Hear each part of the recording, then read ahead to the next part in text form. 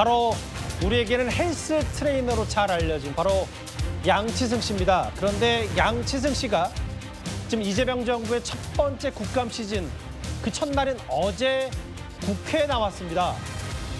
최근에 아시다시피 저희 뉴스타트에서 짚어보는 바 있듯이 헬스장 폐업을 겪으면서 경제적인 고통을 겪은 바 있는데요.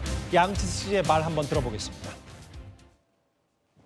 전세 사기라는 건 사실은 많이 들어보지만 내가 당할 거라고 생각을 못 하잖아. 당연히 보증금은 내면 당연히 돌려주겠지 이렇게 생각하잖아. 그렇죠. 가족들한테는 얘기를 하는데 이 방송을 보고 이제 가족이 한 거야. 그래갖고 우리 아들, 딸들이 에어컨 안 틀었다니까. 대표님 피해가 어느 정도 규모이십니까? 저 개인적으로는 보증금이 한 3억 5천, 나머지 뭐 시설 등 해서 15억 정도 됩니다. 기부채나 건물에 대한 주의사항을 안내받으신 적이 있나요? 모든 임차인들은 안내를 받은 적이 없습니다. 단지 공공이 인수하니까 안전하다 이런 말을 나중에 들었죠. 아, 국가가 운영하라니까 훨씬 안전하겠구나 하고 생각을 했는데 결국은 그 반대가 된 겁니다. 대부분의 임차인들이 범법자가 됐습니다. 들으신 그대로입니다. 15억 사기. 본인이 정말 아끼고 아꼈던 헬스장을 폐업할 수밖에 없었던 허주한 변호사님. 본인은 국가가 운영하냐 안전하다 생각했다. 공공기관 재산 명목으로 철거당하고 이렇게 되면 왜 피해자가 범법자가 돼야 되냐라고 항변을 했어요. 이게 기부 체납이라는 개념을 좀 이해하실 필요가 있는데 쉽게 말씀드리면 양치승 씨 사례처럼 강남 한가운데 노른자 위 땅에 부동산 개발업자가 건물을 짓는 겁니다. 예. 그 강남 한가운데 노른자 위 땅은 강남구청 소유이거든요. 그런데 구청 소유 땅에 이렇게 건물을 짓도록 허락을 해주면 당연히 대가가 있어야겠죠. 그래서 이걸 업체가 건물을 국가기관의 지자체에 증여를 하는 형식으로 한 20년 정도만 사용 허가를 해주면 예. 자기들이 거기서 이익을 내고 20년 뒤에는 지어진 건물을 국가 소유로 넘겨주는 그런 계약을 하는 걸 기부채납이라고 하는 거거든요.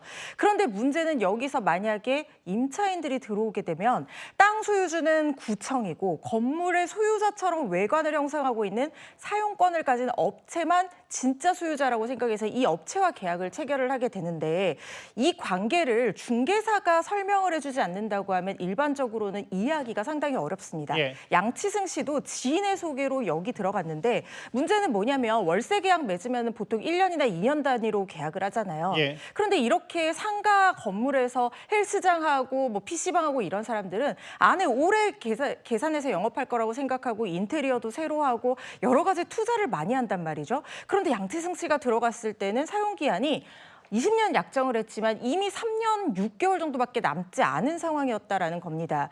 그런데 양치승 씨가 1년, 2년 계약하고 나갈 수도 있지만 재계약을 할 수도 있잖아요. 예.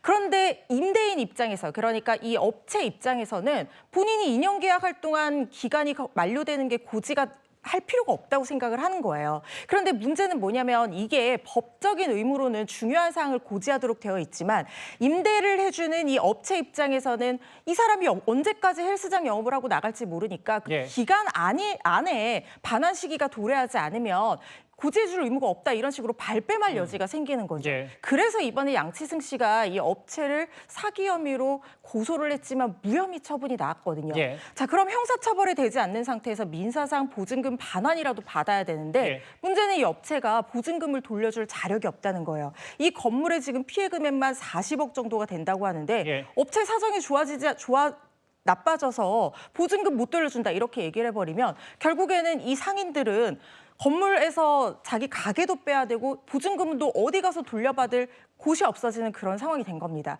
근데 강남구청 입장에서는 자기들이 이제 소유가 공공재산이 됐으니까 다 나가라고 하고 안 나간다고 하니까 임차인들을 형사 고발을 했다는 겁니다.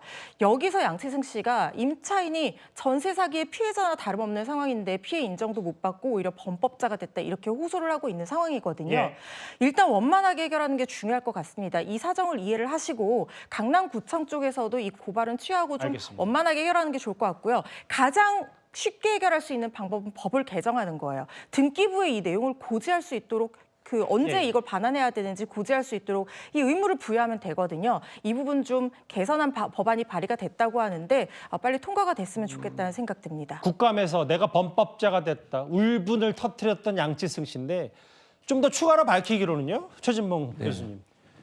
한 15억 정도 피해가 났다고 하고 이건 양치승 씨만 15억이고 나머지 피해자들까지만 하면 피해 규모가 어마어마하다고 하더라고요. 그렇게 좀 알려지고 있어요. 정확한 숫자는 아닙니다만 현재까지 보도된 내용을 종합해 보면 16개 업체에서 거기에 이제 들어가 있는 걸로 알려지고 있고요. 예. 피해액이 약 40억 원 정도 된다고 그래요. 그러니까 양치등 씨는 개인적으로 3억 5천 전세 보증금뿐만 아니라 이제 뭐 관리하고 그다음에 인테리어 한 부분 15억이 된다고 하는데 전체로 하면 40억 정도 피해가 일어난 걸로 보여집니다. 그러니까 양치승 씨가 저기 나와서 이렇게 국감에서 발언한 이유도 이런 억울한 피해자들에 대해서 좀 구제할 수 있는 방법을 좀 만들어 달라고 한 요청이에요. 그러니까 김윤덕 도부 장관도 이 답변을 통해서 예. 민간 투자해서 공공이 갖고 있는 땅에 사업을 할 경우에 피해가 발생할 수 있는 부분에 좀 미흡한 부분이 있었다. 앞으로 그런 부분을 바로 잡겠다고 얘기를 했는데 예. 이런 억울한 피해자들이 구제받을 수 있는 방안들을 함께 고민하면서 만들어 가야 될 걸로 생각이 됩니다. 알겠습니다. 국감에서 울분을 호소하고 내가 범법자가 됐다고 얘기한 헬스 트레이너 양치성 씨의 사연, 경제적 고통을 겪는 얘기까지 저희가 준비한 9위였습니다.